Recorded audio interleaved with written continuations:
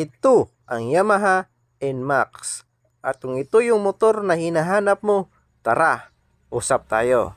Equip ito ng 155cc blow-core engine with variable valve actuation. Isang maxi scooter sa 150cc category. Maganda yung disenyo, bulky tingnan at elegante na motor. Hindi lang kagandahan ang meron dito sa Yamaha NMAX dahil tad-tad rin to ng mga safety feature. Ika nga, full pack ang motor na ito. Itong Yamaha NMAX. Kaya naman nakuha nito ang puso ng madla. Equip ito ng 4-stroke, single cylinder, liquid-cooled, single overhead cam, 4 valve. Ang kanyang bore ay 58mm at ang stroke ng Yamaha NMAX 155 is 58.7mm. Compression ratio is 11.6:1.